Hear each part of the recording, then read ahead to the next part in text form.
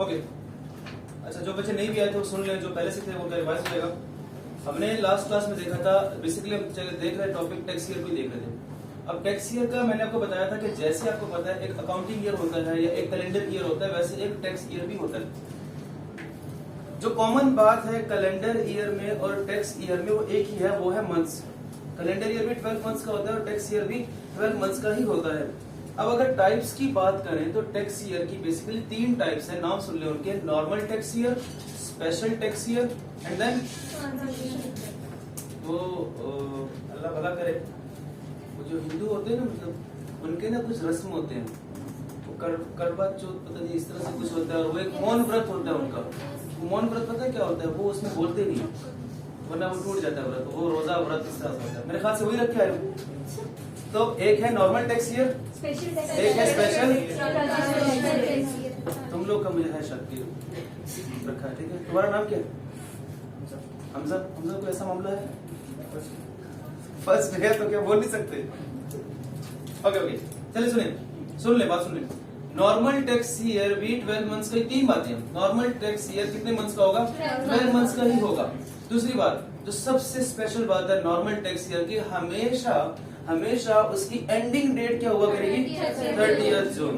जो दुनिया इधर से उधर हो जाए, खत्म वो 30 जून पे ही होगा। और महीने कितने होंगे? तो स्टार्ट कब हो रहा होगा? 1 जुलाई को स्टार्ट हो रहा होगा। फॉर एग्जाम्पल, वैसे मैं एक एग्जाम्पल दे रहा हूं, उसको फिर नोट नहीं करना। ये एंड हो रहा है 30 जून 2010। हमजा 30 जून 2010 को एंड हो रहा है, और इसमें मंथ्स कितने हैं? 12 मंथ्स हैं। सिर्फ हमजा बताएगा। इसकी स्टार्टिंग डेट बताओ क्या होगी? जुलाई की कौन सी तारीख जी? 1 जुलाई। साल बोले कौन सा होगा? 2009। ये बात है, साल 2009 में स्टार्ट हुआ, खत्म किसमें हुआ? 10 में। तो 2 कैरेक्टरिस्टिक सिंपल सी थी कि महीने कितने होंगे? 12, और एंडिंग डेट कौन सी होगी? 30 जून। जो तीसरी बात थी, अब शुरू 2009 में हो रहा है और खत्म 2010 में हो रहा है। अब मैं क्या कहूंगी, 2009 टैक्स ईयर था या टैक्स ईयर 2010 था? तो मैं कहता हूँ ये टैक्स ईयर 2010। क्यों? क्योंकि एंडिंग डेट जिस कैलेंडर ईयर में आ रही है, वही कैलेंडर ईयर हमारा कौन सा होगा? हमारा टैक्स ईयर कहलाएगा। ये बात थी नॉर्मल टैक्स ईयर की। लेकिन हमें पता है कि नॉर्मल टैक्स ईयर के साथ साथ 2 टाइप्स और भी हैं, स्पेशल और ट्रांजिशनल। अब बात करते हैं स्पेशल की। स्पेशल और नॉर्मल में भी एक कॉमन बात है, और वो है मंथ्स। 12 मंथ्स का नॉर्मल होता है और 12 मंथ्स का स्पेशल। एक चीज जो डिफरेंशिएट कर रही है स्पेशल और नॉर्मल को, वो ये है कि नॉर्मल की एंडिंग डेट क्या होगी? 30 जून, और स्पेशल की other than 30 June. Other than 30 June. For example, अब देखिएगा, ये एंड हो रहा है 31 मार्च 2012। अगेन हमजा, मंथ्स कितने होंगे? तुम हमजा कौन? कितने मंथ्स हैं? अब मुझे बताओ, चलो हारून तुम बताओ। हारून नाम है? हारून बच्चे, ये साल खत्म हो रहा है 31 मार्च 2012 को, तो ये शुरू कब हो रहा होगा? 1 अप्रैल 2011। मैंने क्या कहा था, तरीका क्या है? एंडिंग से स्टार्टिंग करना, तो क्या करना है? अगला दिन ही, यानी 1 अप्रैल 2011। अब हमजा तुम बताओ, साल शुरू कौन से हो रहा है? 2011। खत्म किस में हो रहा है? तो बताओ टैक्स ईयर कौन सा है? इसका मैंने आपको एक शॉर्टकट बताया था, ये स्पेशल टैक्स ईयर है। इसका शॉर्टकट क्या बताया था कि आपने देखना है कि एंडिंग डेट के बाद आपने देखना है कि आने वाला 30 जून जिस कैलेंडर ईयर में होगा, वही कैलेंडर ईयर हमारा टैक्स ईयर कहलाएगा। 31 मार्च के बाद आने वाला 30 जून, 31 मार्च 2012 के बाद आने वाला 30 जून किस कैलेंडर ईयर में आ रहा है? 2012 भी है। 31 मार्च 2012 के बाद 30 जून 2012 ही हो रहा है, तो हमारा टैक्स ईयर भी कौन सा है? इसकी बेस्ट एग्जांपल पता ही है, देखिए ये साल शुरू होगा 1 जनवरी 2020 को और खत्म कब होगा? 31 दिसंबर 2000। अब कितने बच्चे कहते हैं 2020 ही है? कितने कहते हैं 2020 नहीं है? अब समझिए, 2-3 ने हाथ खड़े किए। एक होता है घोड़ा और एक होता है गधा, और हमजा जो ना घोड़ा हो ना गधा, वो क्या होता है? इन बिटवीन, खच्चर। तो जिन्होंने हाथ खड़े किए नहीं कि वो घोड़े गधे की लिस्ट में है, जिन्होंने दोनों पे हाथ नहीं खड़े किए, वो क्या है? अब कितने बच्चे कहते हैं 2020 है? कितने कहते हैं 2020 नहीं है? स्टिल खच्चर में बैठे हुए, समझिएगा बात को। फार्मूला क्या बताया था? एंडिंग डेट क्या है? 31 दिसंबर। दोहराए, एंडिंग डेट के बाद, रिपीट, एंडिंग डेट के बाद आने वाला 30 जून जिस कैलेंडर ईयर में होगा वही कैलेंडर ईयर हमारा टैक्स ईयर होगा। 31 दिसंबर 2020 के बाद 30 जून 2000, तो ये टैक्स ईयर कौन सा? 2021। और नॉर्मल है या स्पेशल? कैसे पता चला? अदर देन 30th जून। तो क्या ऐसा हो सकता है कि अगर एक बंदा नॉर्मल टैक्स ईयर में चल रहा है और वो स्पेशल में ट्रांसफर हो जाए, क्या ट्रांसफर हो सकता है स्पेशल में? तो क्या स्पेशल वाला नॉर्मल में भी आ सकता है? तो मैंने आपको बताया था टैक्स अथॉरिटीज का 3 हायरार्की है ना। जिस तरह देखिए आप कॉलेज में प्रिंसिपल है, फिर वाइस प्रिंसिपल है, फिर मैनेजमेंट या टीचर आती है, इस तरह होता है। इसी तरह से घर में अल्टीमेट अथॉरिटी किसके पास होती है? माँ जी के पास। किसके घर में अब्बा जी है? मतलब अल्टीमेट अथॉरिटी मुझे पता नहीं होता, मेरे घर में इस तरह। पर टैक्स में सबसे अल्टीमेट अथॉरिटी क्या है? FBR, federal board of revenue. लेकिन हमारे सिलेबस में एफबीआर को शॉर्ट फॉर्म क्या कहते हैं? बोर्ड। बोर्ड के बाद चीफ कमिश्नर, और चीफ कमिश्नर के बाद कमिश्नर। बस ये 3 बातें, एफबीआर, चीफ कमिश्नर, कमिश्नर। अगर किसी बंदे को तकलीफ होती है ऐसे ही, जैसा मैंने लास्ट में बताया था, और वो अपना साल नॉर्मल से स्पेशल में जाना चाहता है या स्पेशल से नॉर्मल में आना चाहता है, तो वो सबसे पहले किस बंदे के पास अर्जी लेके जाएगा? कमिश्नर के पास जाएगा। और अर्जी बोला मैंने लास्ट टाइम भी बताया था, नोटिस और एप्लीकेशन में फर्क है। नोटिस क्या होता है? किसी को इन्फॉर्म कर देना, और एप्लीकेशन क्या है? इजाजत लेना। तो मुझे बताएं, जब कमिश्नर के पास आप जाएंगे और कहेंगे कि मेरा साल चेंज कर दो, यानी नॉर्मल से स्पेशल या स्पेशल से नॉर्मल, तो आप नोटिस देंगे या एप्लीकेशन लेके जाएंगे? एप्लीकेशन। वो आपको इजाजत देगा। अगर उसको लगा कि वाकई में कंपेलिंग नीड है, जरूरत है साल चेंज करने की, तो वो आपको इजाजत दे देगा। और अगर उसको लगा कि जरूरत नहीं है तो इजाजत नहीं देगा। तो एप्लीकेशन लेके गए, सुनिए दोबारा बात रिपीट हो रही है। एप्लीकेशन लेके गए कमिश्नर के पास, कमिश्नर ने अप्रूव कर दिया। क्या कमिश्नर इजाजत देने के साथ साथ कोई कंडीशन भी लगा सकता है? यस। क्या लाजमी है कमीशन लगाएगा? या हो सकता है लगा दे? हो सकता है लगा दे, लाजमी नहीं। लेकिन अगर कंडीशन लगा दी तो क्या उस कंडीशन को फॉलो करना लाजमी है कि नहीं? यस, बिल्कुल। कंडीशन फर्ज करो ऐसे हो कि आपको फर्ज करो हमजा गया कि सर मैंने नॉर्मल से स्पेशल में ट्रांसफर होना है। उन्होंने कहा ठीक है स्पेशल इस्तेमाल कर रहे हैं, लेकिन 2 साल तक, नेक्स्ट 2 इयर्स तक आप स्पेशल टैक्स ईयर में रहें, उसके बाद दोबारा नॉर्मल पे शिफ्ट हो जाइएगा। तो क्या ये कंडीशन है कि नहीं? 2 साल बाद वो इजाजत खत्म हो जाएगी कि नहीं हो जाएगी? हो जाएगी। दूसरी बात ये कि देखिए आपको उसने आपसे आपका वैसे मूड होगा चेंज करेंगे टैक्स ईयर, या आप कोई कंपेलिंग नीड शो कराएंगे? कोई कंपेलिंग नीड शो कराएंगे। अब हो सकता है आपने कोई झूठ बोल के कंपेलिंग नीड शो कराई हो, तो क्या अगर कल को कमिश्नर को पता चल जाए कि आपने झूठ बोल के इजाजत ली थी, तो क्या वो दी गई इजाजत को खत्म कर सकता है? कर सकता। अब 2 बातें, इजाजत लेने गए मना कर दी, दूसरी बात इजाजत दे दी थी फ्यूचर में मना कर दी। 2 बात, दोनों इनकार हैं। दोनों इनकार होते वक्त कमिश्नर आपको एक अपॉर्चुनिटी देगा, जिसको कहते हैं अपॉर्चुनिटी ऑफ बीइंग हर्ड, सफाई देने का मौका देगा कि भाई ऐसा क्यों है। हाँ, और अगर इजाजत लेने गए और इजाजत शुरू से दी ही नहीं, तो रीजंस ऑफ रिजेक्शन कौन देगा? कमिश्नर बताएगा कि इजाजत क्यों नहीं दी। अपॉर्चुनिटी ऑफ बीइंग हर्ड दोनों दफा इनकार में प्रोवाइड किया जाएगा। और आखिरी सवाल, अगर कमिश्नर के फैसले पे एतराज हो, इजाजत लेने गए इजाजत नहीं मिली, इजाजत लेने गए इजाजत मिल गई, फ्यूचर में दी गई इजाजत को कमिश्नर ने वापस कर लिया, दोनों इनकार हैं, तो आप इस डिसीजन को चैलेंज कर सकते हैं कि नहीं कर सकते? किसके पास जाएंगे? बोर्ड के पास जाएंगे। अगर कमिश्नर के किसी फैसले पर किसी बंदे को एतराज हो तो किसके पास जाएगा? जस्ट लाइक अगर आपको सेशन कोर्ट के या डिस्ट्रिक्ट कोर्ट के डिसीजन पर एतराज है तो हाई कोर्ट या सुप्रीम कोर्ट जा सकते हैं। अब बोर्ड के पास आप गए और बोर्ड का डिसीजन जो होगा वो क्या होगा? फुल एंड फाइनल होगा, उसको आप चैलेंज नहीं कर सकते। मेरे ख्याल से यहाँ तक बातें हमारी लास्ट लेक्चर में हुई थी। और थोड़ा बहुत हमने ट्रांजिशन को देखा था, अगेन देखते हैं ट्रांजिशन को। सर जी, अगर कमिश्नर ने अप्रूव कर दिया टैक्स ईयर, तो फिर हेयरिंग की जरूरत है? नहीं, कमिश्नर अप्रूव करने से पहले आपको हेयरिंग का मौका देगा, जिसमें आप कंपेलिंग नीड को, तो आपने रिटर्न कंपेलिंग नीड दी, उसके बाद आप बताएंगे भी कि मिलके कि भाई ये वजूहात है जिनकी वजह से मैं टैक्स चेंज करवाना चाहता हूँ। ठीक है, रजिस्टर ओपन करें। आपको मैंने पहले कहा था टैक्स के लिए अपना neat and clean separate register होना चाहिए और हेडिंग बनाए ट्रांजिशनल टैक्स की।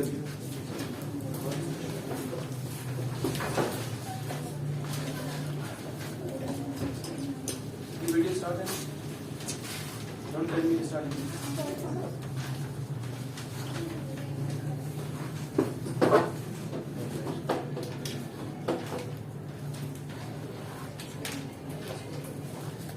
ये नोट सबके पास है। चैप्टर 4 ग्रुप में कौन कौन ऐड नहीं है? जो नहीं ऐड हो मुझे मैसेज करते, मैं ग्रुप में ऐड कर दूंगा। ये नोट्स ग्रुप में शेयर हो चुके हैं, दोबारा शेयर कर दूंगा। और ये नोट्स का अपने प्रिंट निकलवाने सालिम भाई से लाजमी लाजमी। अभी नहीं, क्लास के बाद।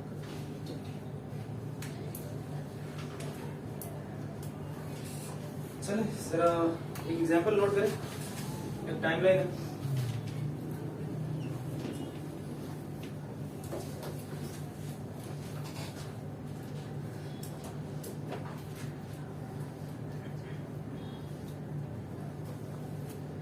ध्यान से देखियो, नजर आ रहा है? अरुण नजर आ रहा है? अरुण तो बताओ ये खत्म कब होगा?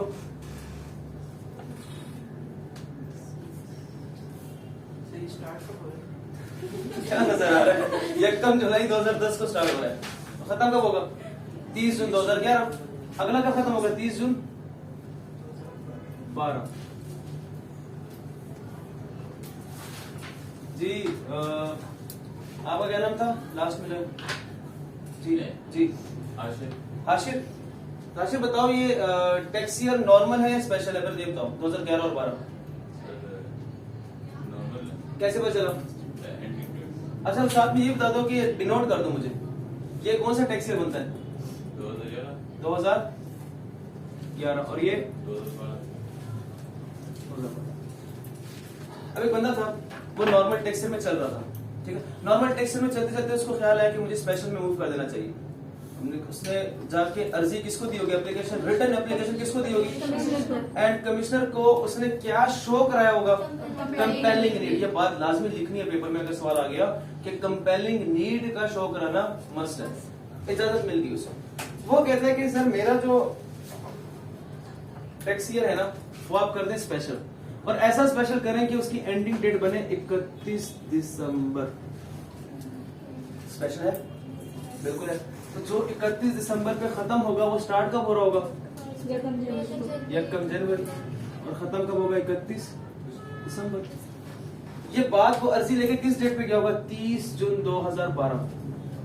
30 जून 2012 को हो गया और उसने कहा सर आप मेरा टैक्स ईयर जो है 30 जून की बजाय 31 दिसंबर यानी कि नॉर्मल की बजाय स्पेशल कर दें, और अप्रूव होगी ये बात। अब मुझे बताएं, अब आज डेट क्या है? 30 जून 2012। तो 30 जून 2012 से ये डिसीजन तो अप्लाई नहीं होगा। ये अप्लाई कब होगा?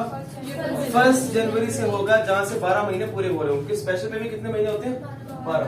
तो ये 1 जनवरी 2000 सोचें 30 जून 2012 को अप्रूव हुआ, 1 जनवरी से साल उसका नया स्टार्ट हो रहा है स्पेशल वाला। तो 1 जनवरी कौन सा है? 2012 या 2013? 2013। तो ये भी 2000 एंड कब होगा? 13 में, और ये कब एंड होगा? 2014। सही यहाँ तक बात क्लियर है? अगेन अब बताएं, ये नॉर्मल नहीं, ये कौन सा है? Special tax year. ये भी कौन सा है? Special tax year. अब आखिरी बात, डिनोट करने वाली बात। डिनोट कैसे करेंगे? अगेन वही फॉर्मूला, एंडिंग डेट के बाद 31 दिसंबर 2013 एंडिंग डेट के बाद आने वाला 30 जून किस कैलेंडर ईयर में आ रहा है? 2014। तो ये टैक्स ईयर कौन सा है? 2014। 2014, और ये टैक्स ईयर 2015। क्या यहाँ तक किसी को कोई एतराज है? अब एक क्वेश्चन अराइज हुआ इस टाइम पीरियड के बारे में। ये जो 30 जून 2012 से लेकर 1 जनवरी 2013 के दरमियान कितने महीने आए? 6 महीने। ये 6 महीने क्या कहलाएंगे? सवाल ये था। एक मिनट,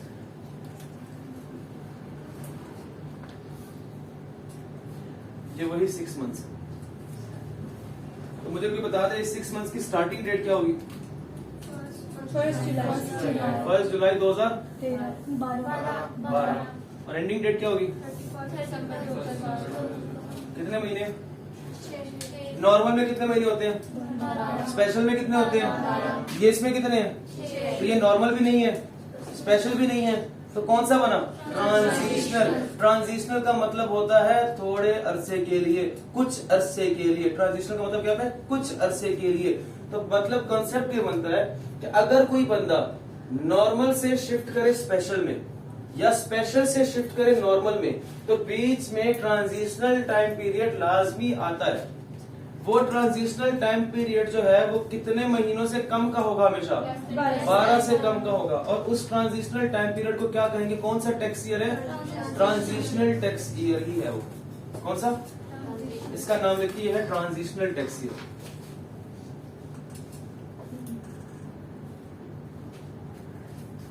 दोबारा सुनो, अगर कोई बंदा नॉर्मल टैक्स ईयर से शिफ्ट कर रहा है स्पेशल में या स्पेशल से शिफ्ट कर रहा है नॉर्मल में, तो दरमियान में जो एक गैप आएगा, थोड़े अरसे क्या 12 महीनों से कम का जो गैप आएगा, उस गैप को कौन सा टैक्स ईयर कहेंगे? अब मुझे कोई बच्चा इसको डिनोट भी करा दे कि ये ट्रांजिशनल टैक्स ईयर है कौन सा? 2011, 2012 या 2013? रूल वही है, एंडिंग डेट के बाद आने वाला 30 जून, ये टैक्स ईयर 2013। क्या ये बात सबको समझ आ गई है? जिनका पहला दिन है, जिनका दूसरा दिन है, सबको समझ आ गई है? क्या एक एग्जाम्पल टेस्ट करवा लूं? जी बच्चे बोले। जब हम नॉर्मल से स्पेशल में शिफ्ट करेंगे, जो एप्लीकेशन लेके जाएंगे वो लाजमी है कि हमने 30 जून को ये एप्लीकेशन नहीं, वो एप्लीकेशन आप कभी भी ले जा सकते। ये कहीं भी नहीं लिखा ऑर्डिनेंस में कि आपने 30 जून को ही जाना है। तो मैंने सिर्फ आपको for the sake of concept और समझाने के लिए मैंने 30 जून का कह दिया, ठीक है? वो कोई भी डेट हो सकती। चलिए एक एग्जाम्पल पूछ लूं फिर, लिखना स्टार्ट करें और हर बच्चा खुद सॉल्व करेगा। हर बच्चा खुद सॉल्व करे।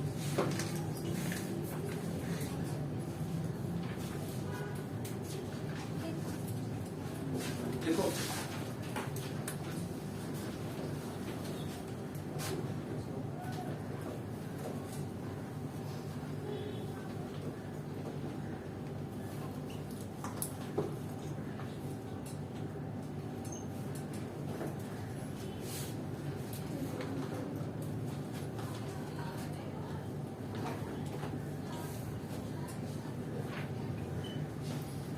जो एंड पे बैठे उनको नजर आ रहा है?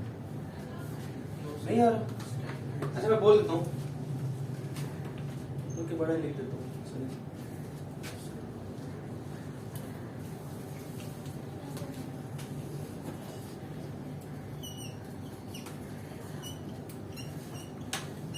क्या बात है?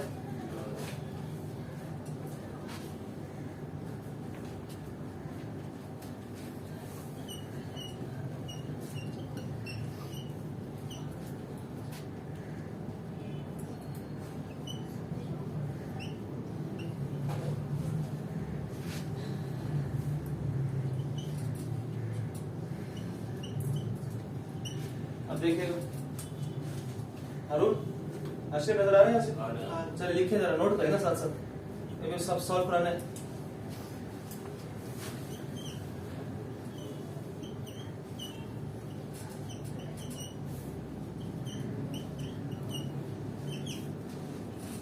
तीन आपके सामने डेट्स आ गई हैं। अब करना क्या है इसको? क्या लगता है? आपने इसमें 3 चीजें आइडेंटिफाई करनी है। मंथ्स, अब जब मैं कहता हूँ डिनोटेड बाय से मुराद क्या है? टाइप्स ऑफ टैक्स ईयर बताना है या टैक्स ईयर है कौन सा? टैक्स ईयर है, यानी 2010 है, 2011 है, 2012 है, इसको कहते हैं डिनोटेड बाय। और जब मैं कहूंगा टैक्स ईयर तो उसमें बताना है नॉर्मल है, स्पेशल है या ट्रांजिशन। अब आंसर आपने इस पर लिखना है। देखिएगा, आपने पहले एक कॉलम बनाना है मंथ्स का, फिर एक बनाए डिनोटेड बाय का, और एक बनाए ईयर। ये ईयर जो लिखा है ना, इसमें बताना है नॉर्मल, स्पेशल और ट्रांजिशनल कौन सा है। इंडिविजुअली तीनों का करें, जल्दी करें, 1 मिनट दे रहा हूं, हर बच्चा खुद करे।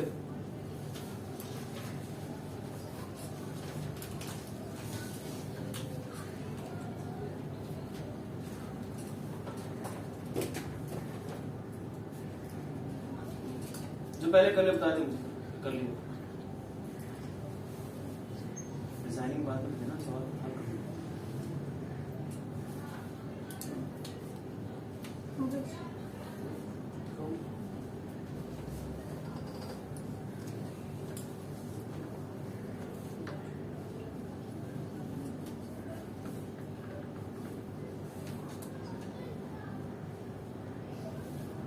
ये गलती है, गलती है।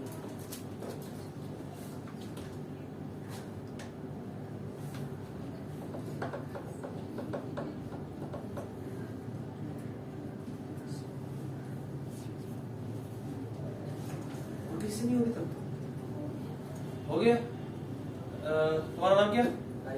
आइस। आइस मुझे सिर्फ इतना बता दो कि जो ट्रांजैक्शन नंबर ए है ये ईयर कौन सा है? नॉर्मल, स्पेशल, ट्रांजिशनल और टैक्स डिनोटेड बाय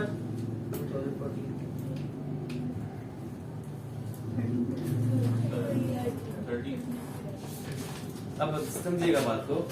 फार्मूला बेशक सही था कि एंडिंग डेट के बाद आने वाला 30 जून, लेकिन पूरी बात सुन ले। अगर एंडिंग डेट ही 30 जून है तो फिर आने वाला 30 जून मत देखो, जो टैक्स ईयर है वही हमारा है। अगर एंडिंग डेट ही 30 जून है तो जो टैक्स ईयर, जो ईयर लिखा वही हमारा टैक्स ईयर है। अगर कोई और डेट है जिस तरह की ये, इसके बाद आने वाला 30 जून टैक्स ईयर 2014 में हमारा टैक्स। अभी देखिए इस तरह देखो, पहला देखते हैं। अक्टूबर में स्टार्ट हुआ, प्लीज यहाँ देखिएगा, जून में खत्म हुआ है। यहाँ से यहाँ तक मंथ्स कितने बनते हैं? मंथ्स कितने हुए? 9। अब देखिएगा 30 जून ही एंडिंग डेट है। जब 30 जून ही एंडिंग डेट हो तो जो साल लिखा हुआ है वही हमारा साल है। तो टैक्स ईयर कौन डिनोटेड बाय क्या होगा? 2013। अब लास्ट बात, 9 मंथ्स है तो पहली बात चल गई, जो 12 महीने से कम का होता है वो कौन सा होता है? ट्रांजिशनल। क्या लिखे? ट्रांजिशनल। कितने बच्चों का ये सही था?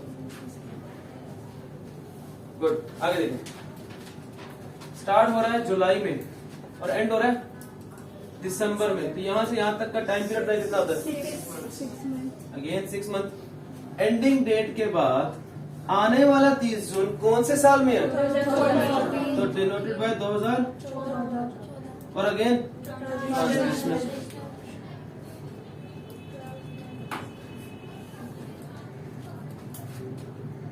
जनवरी में स्टार्ट हुआ, दिसंबर में एंड हुआ, महीने कितने बने?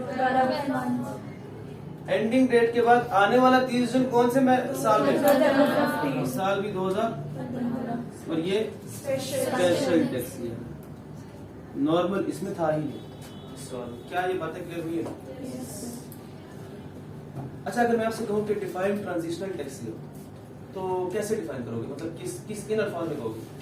सादा अल्फाज में उर्दू में कैसे डिफाइन करोगे? कॉन्सेप्चुअल। हाँ, पहली बात आप ये देखोगे कि ट्रांजिशनल टैक्स वो टैक्स होता है इसके मंथ्स लेस देन 12 मंथ्स होते हैं।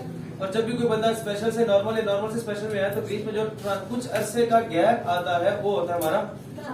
लेकिन आई के अपने ऐसे नहीं लिखा हुआ, आप समझिए वो टाइमलाइन देखिए। 2 इवेंट्स बोलने जा रहा हूं। चेंज, ये जो बंदा था इसके टैक्स ईयर में चेंज कब आया? डेट कौन सी थी? डेट होता है। अगर मैं ये पूछूं चेंज कब आया, चेंज की डेट बताए, इसके टैक्स ईयर में चेंज कब आया? या 1 जुलाई है या 1 जनवरी? सोचो चेंज कब से हुआ है? 1 जनवरी। और अब मैं 2 इवेंट बोलने लगा हूं। ऐसे एक होता है, एक वर्ड है prior to change. Prior to change का मतलब क्या है? चेंज होने के बाद या चेंज होने से पहले? चेंज होने से पहले। 2 इवेंट है, उसने डिफाइन ऐसे किया। पहला इवेंट बोलता है ट्रांजिशनल टैक्स ईयर, वो कहता है transitional tax year is the period between 2 events. Period between 2 events. Event number 1, end of the, सुने पहले जरा, end of the last tax year prior to change. दोबारा सुनो, end of last tax year prior to change, यानी change होने से पहले जो आखिरी टैक्स ईयर था उसकी एंडिंग डेट। तो मुझे बताएं, चेंज होने से पहले आखिरी टैक्स ईयर की एंडिंग डेट क्या थी? 30 जून 2012। इसको क्या कहते हैं? End of last tax year prior to change. End of, end है लास्ट टैक्स ईयर का प्रायर टू चेंज होने से पहले वाले टैक्स ईयर की एंडिंग डेट। क्या पहले एक बार समझ में आया? डिफाइन ऐसे करना है, transitional tax year is the period between end of the last tax year prior to change. तो दूसरी वर्ड का नाम क्या होगा? The date on which changed tax year commences. क्या कह सकता हूं? ये वो डेट है जिसमें चेंज टैक्स ईयर स्टार्ट हुआ है। कह सकता हूं कि नहीं कह सकता? तो अल्टीमेट इन दोनों के दरमियान का जो पीरियड बना है वही तो हमारा ट्रांजिशनल है, लेकिन उसको डिफाइन ऐसे किया हुआ है, transitional tax year in the period between end of last tax year या ending date of last tax year prior to change and the date on which changed tax year commences. वो दिन जिस दिन change tax year start हुआ था, इन दो dates के दरमियान जो मंथ्स बनते हैं वो हमारा ट्रांजिशनल टैक्स ईयर कहलाता है। क्या ये डेफिनेशन समझ में आ गई है? क्या लिख लेंगे इसको? आपके पास जो नोट्स हैं पॉइंट नंबर 9 पढ़े उसका, फर्स्ट पेज पे पॉइंट नंबर, जिसके पास 2 नोट्स है शेयर कर ले, इनको भी दे दे। पॉइंट नंबर 9 पढ़े, पॉइंट नंबर 9 से पढ़े। ट्रांजिशनल टैक्स ईयर की हेडिंग लिखी हुई है, where the tax year of person changes the period between. अब पीरियड बिटवीन टू इवेंट्स कौन से हैं? ये नोट्स तो तुम दोनों के पास नहीं, शेयर कर लो ना। अच्छा, पहला इवेंट देखें, end of last tax year prior to change. ये end of last tax year prior to change and the date on which change tax year commences. ये है वो डेट जब चेंज टैक्स ईयर स्टार्ट हुआ था। इन दो dates के दरमियान का जो टाइम पीरियड होगा वो कहलाएगा ट्रांजिशनल टैक्स ईयर। और ये कब जनरेट होगा? जब किसी पर्सन का टैक्स ईयर तब्दील होगा, चाहे नॉर्मल से स्पेशल में जाए या स्पेशल से नॉर्मल में। क्या ये बात समझ में आ गई है? क्या टैक्स ईयर समझ में आ गया? चलिए अब फ्रेश पेज पे और हेडिंग बनाए, रेजिडेंट इंडिविजुअल।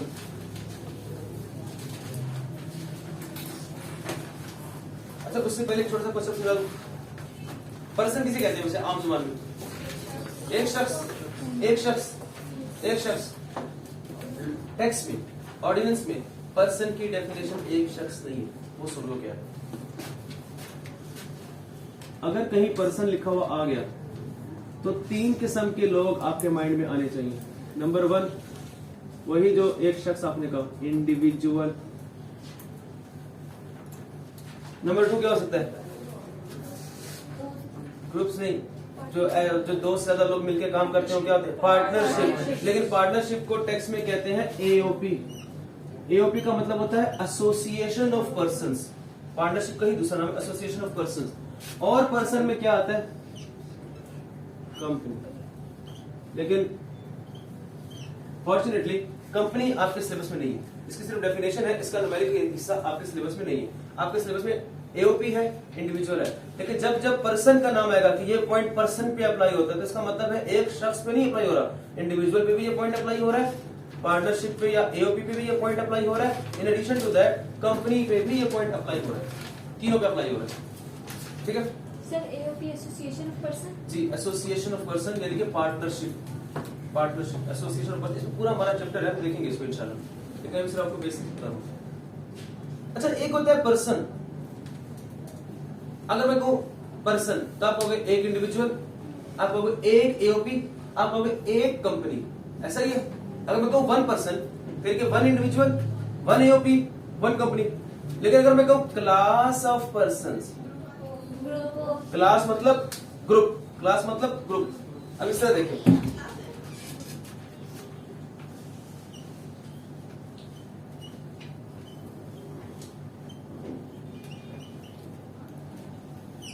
अगर मैं कहूं क्लास ऑफ पर्सन तो उसको इंडिविजुअल में कैसे देखेंगे?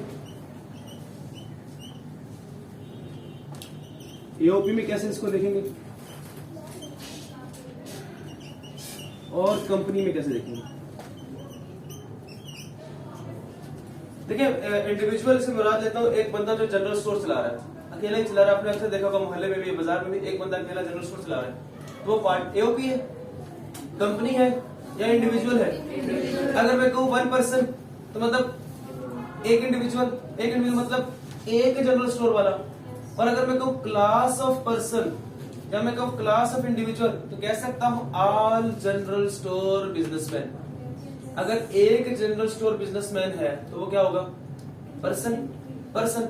अगर all general store business, Pakistan में जितने भी जनरल स्टोर वाले हैं इंडिविजुअल चला रहे हैं, लेकिन जितने भी हैं उन सबको इकट्ठा करके बिठा दो तो क्या बन जाएंगे? Class of person. तो क्लास ऑफ पर्सन में इंडिविजुअल का मतलब क्या होगा? ऑल। एग्जाम्पल लिख लें, जनरल स्टोर बिजनेस में क्या बात समझ आई है? यानी कि इस तरह देख लो ना, अगर इंडिविजुअल में और बिजनेस कौन सा आ सकता है जो एक अकेला बंदा चला रहा हो? फर्ज करें रेडी वाला, एज्यूमिंग एक रेडी वाला वो भी बिजनेस कर रहा है ना, फर्ज करो वो आम बेच रहा है। तो अगर मैं कहूं 1 पर्सन या 1 इंडिविजुअल तो एक रेडी वाला जो क्या बेच रहा है? आम। अगर मैं कहूं क्लास ऑफ पर्सन या क्लास ऑफ इंडिविजुअल तो पाकिस्तान में जितने भी रेडी वाले अकेले रेडी वाले एक एक रेडी लगा के आम बेच रहे हैं उन सबको इकट्ठा करके बिठा दो तो वो क्या बन जाएंगे? Class of person. अकेले बैठे हैं तो पर्सन इंडिविजुअल पर्सन, साथ बैठे हैं तो क्लास ऑफ पर्सन। क्लास का मतलब बेसिकली क्या है? ग्रुप। इसी तरह आता हूं एओपी पे यानी कि पार्टनरशिप पे। मुझे बताएं जो सीए कॉलेजेस है पाकिस्तान में या सीपीई है, क्या ये कंपनी है या बिजनेस है? पार्टनरशिप बिजनेस है। पार्टनरशिप बिजनेस है। एक सीए कॉलेज एओपी, एक CA college AOP, all CS college class, एक CA college person, all CS college class of person. दोबारा बोलें, एक CA college person, class of person, all CS college. एक hospital, hospital में भी पार्टनरशिप होती है, कंपनी नहीं है, प्राइवेट हॉस्पिटल। एक हॉस्पिटल पर्सन, एक हॉस्पिटल पर्सन, सारे हॉस्पिटल्स और कौन सा वाला पर्सन? एओपी वाला। एग्जांपल इसमें लिख लें, all CS college, all hospitals. Pakistan में कार मैन्युफैक्चरिंग कंपनी कौन सी है? होंडा। अब होंडा जो है वो एक कंपनी है, होंडा कार मैन्युफैक्चरिंग कंपनी है। क्या पाकिस्तान में सिर्फ होंडा ही कार मैन्युफैक्चरिंग कंपनी है या और भी है? और भी है। तो अगर एक होंडा कंपनी है कार मैन्युफैक्चरिंग तो क्या होगी? पर्सन। अगर सारे कार मैन्युफैक्चरिंग कंपनीज को एक साथ बिठा दो तो class. All car manufacturing companies.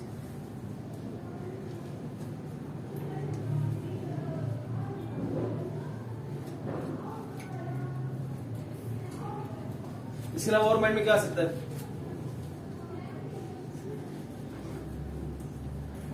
Sugar companies, sugar companies, all sugar companies.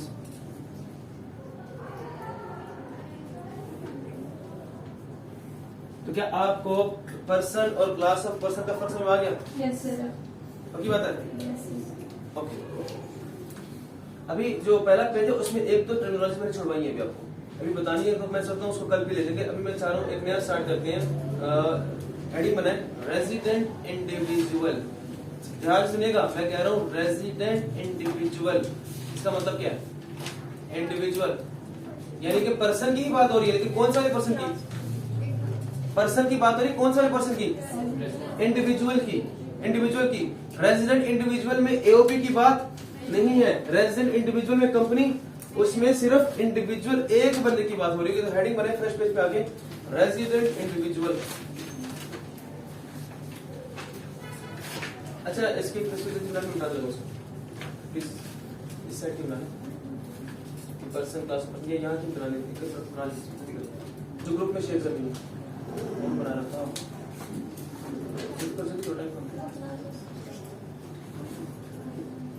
यहाँ तक नोट कर लिया सबने? समझ में आ भी रहा है? सिर्फ सही कसम खाओ। मेरे घर में होता है ना, बाजी का सिग्नेचर मूव है, मुझसे कुछ बात पूछेंगे ना तो अक्सर मतलब झूठ बोल ही देता है, फंसता है तो मैं भी बोल देता हूँ तो उनका सिग्नेचर मूव है, कसम खाओ ये सेमी सिग्नेचर है, मैं कसम खा लेता हूँ। कहते नहीं नहीं मेरे सर की कसम खाओ। और आजकल तो ये टाइम आ गया, हमारे हालात इस बार मिले थे, तुम तो मेरे सर की भी झूठी खा लोगे, तो वो भी नहीं रहा। ये बता दूं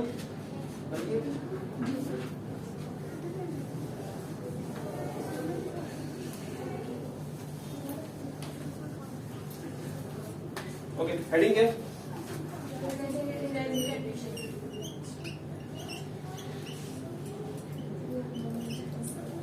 आपको बता दूं इस टॉपिक से रेजिडेंट इंडिविजुअल से रिसेंट अटेम्प्ट में 4 नंबर का सवाल आया हुआ है, इससे आया हुआ है। समझिएगा कॉन्सेप्ट क्या है। अगर मैं कहूं ये टैक्स ईयर 2015 है, हारून नॉर्मल टैक्स ईयर 2015 है, तो मुझे बताओ इसकी स्टार्टिंग डेट और एंडिंग डेट क्या होगी? 1 जुलाई 2014 और एंडिंग डेट 30 जून 2015। गुड।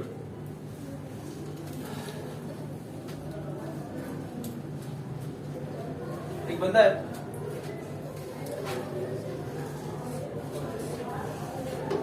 अगर कोई भी बंदा किसी भी टैक्स ईयर में पाकिस्तान में स्टे करता है, या प्रेजेंट इन पाकिस्तान कह लो या स्टे इन पाकिस्तान, किसी भी बंदे का, फर्स्ट कर एक बंदा है इसका स्टे इन पाकिस्तान था। अब ये मैं ये नहीं कह रहा ये पाकिस्तानी है या गोरा है, काला है, जो है, मैं ये नहीं कह रहा। अगर एक बंदा है, क्योंकि हेडिंग भी किसकी है? बंदे की, इंडिविजुअल, एक बंदा। अगर एक बंदा किसी भी टैक्स ईयर में पाकिस्तान में पूरे साल में 183 डेज और मोर, साल में दिन कितने होते हैं?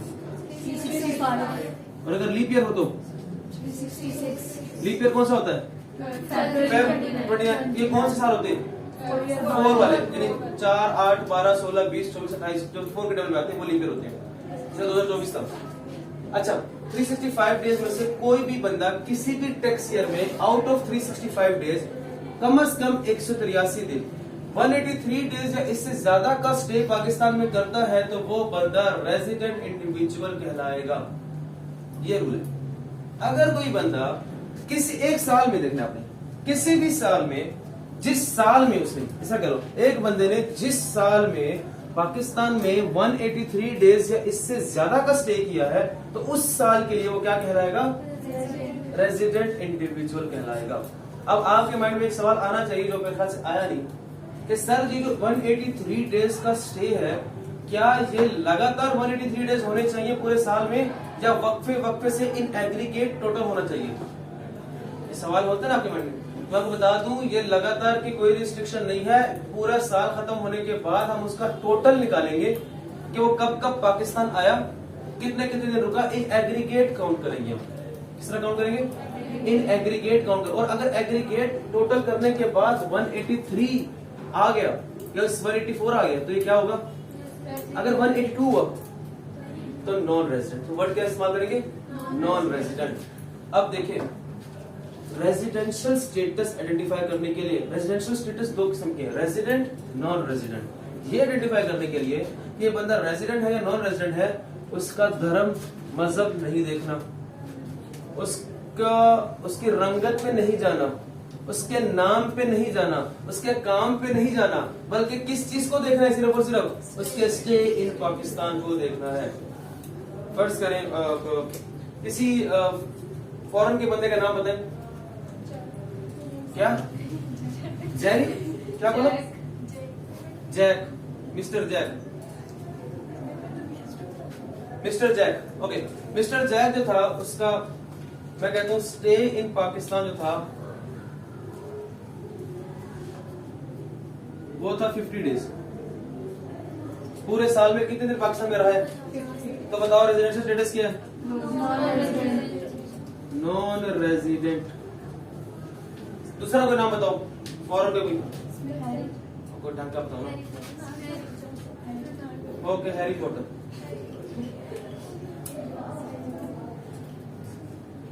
सर ये 183 डेज का जो स्टे है सिर्फ पाकिस्तान के लिए ये आगे बताऊंगा कल की क्लास में। दूसरे मुल्क के लिए कितने दिन और पाकिस्तान के लिए कितने, कल बताऊंगा आज ही, ठीक है? थोड़ा सा रखिए। हैरी पॉटर है, वो पाकिस्तान आया गया, लेकिन पूरे साल में जब हमने देखा कि उसका, वो हैरी पॉटर कौन सी सीजन हो चुकी है उसकी? सीरीज कितने हो चुके? सीरीज के सीजन थे क्या थे? एपिसोड थे, पार्ट्स थे, वो जो भी थे, कितने थे?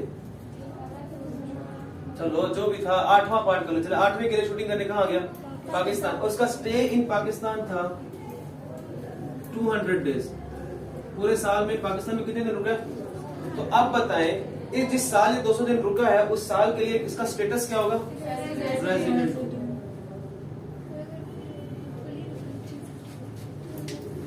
जी जी पूछे। तो बात लिखो, इसके बाद एक मिनट हारून, एक मिनट लिखिए, ये नोट करने के बाद लिखिए, उर्दू में लिखिए। ना शक्ल पर जाना है, लिखो लिखो लिखो लिखो लिखो, शक्ल शक्ल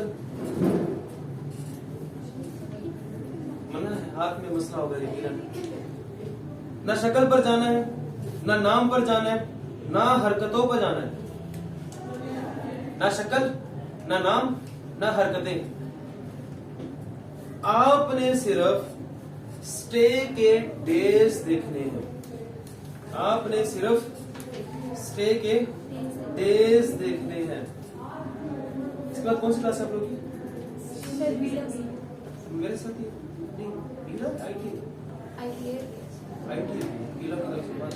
मैं तो 5-10 मिनट ऊपर ले लो, मसला नहीं है ना, मैं कहना चाह रहा हूँ 5-10 मिनट एक्स्ट्रा दे दे। तंग तो नहीं आ गए? क्लास लेट स्टार्ट हुई थी, हम लोग की शक्ल तारीफ होता। हाँ मैंने क्या लिखवाया? ना नाम पर जाने, ना शक्ल पर, ना हरकतों पर, बल्कि क्या देखने? स्टे के डेज देखने। चले एक एग्जांपल है, उसके बाद छुट्टी। ये भी तस्वीर में आ गया था ना?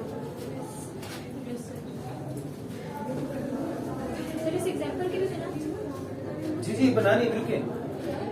ये ना तस्वीर नंबर 2 हो जाएगी, इसमें बना दो।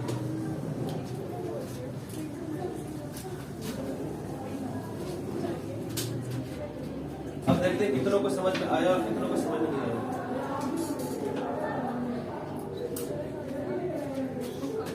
नोट कर एग्जाम्पल को। अगेन किसी का नाम बता दो या किसी हिंदू मजहब का बता दो, गोरों को छोड़ दो। क्या? Krishna, Krishna Kumar,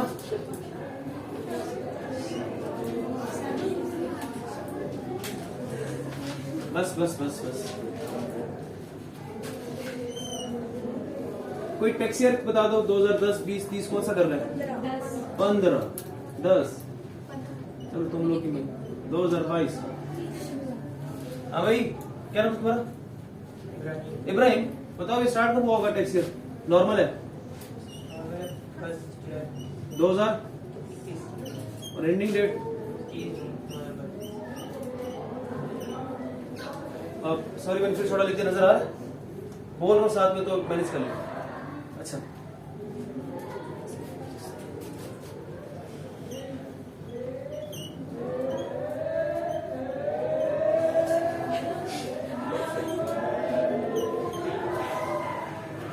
welcome to city.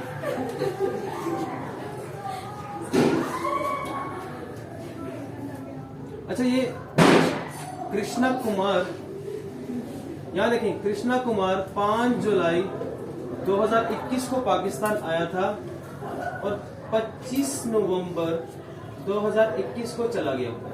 क्या इसी साल के अंदर ही महीने आ रहे हैं? जुलाई 2021, नवंबर 2021 इसी साल में आ रहे हैं?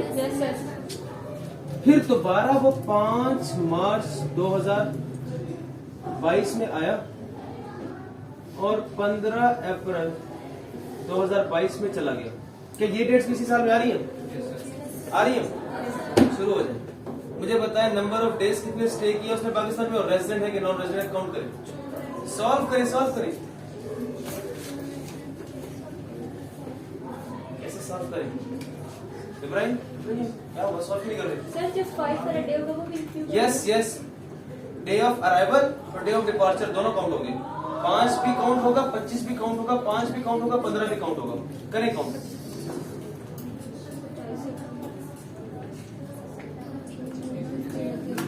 तरीका बगदाद क्या होगा बताते हैं, लेकिन आप जरा पहले अपनी देखेंगे आप क्या करते हैं।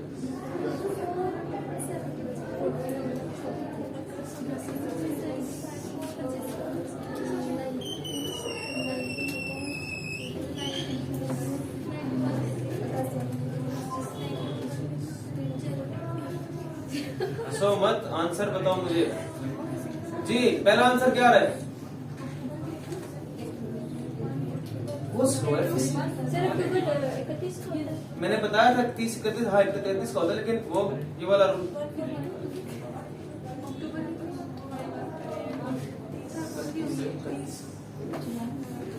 31 का होता है।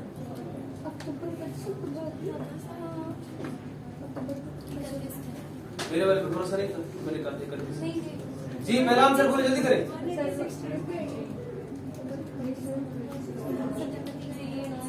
पहला आंसर आया 186 डेज, दूसरा आंसर 144, तीसरा आंसर 181, 184।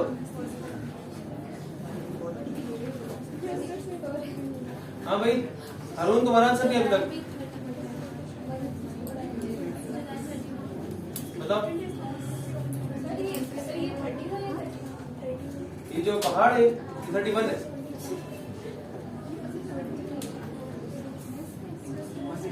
इब्राहिम 184 आइस किधर? हाँ भाई जल्दी करो, इतना स्लो तुम बताओ। 186 अगेन 186 आ गया।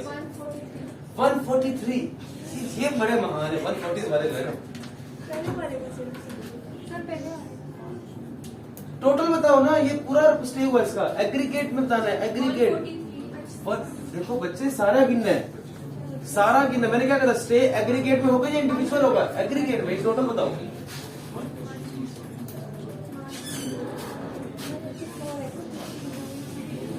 यहाँ देखिए प्लीज, टाइम कम होगा, टाइम। साल कब शुरू हो रहा है? जुलाई, अगस्त, 189 सितंबर,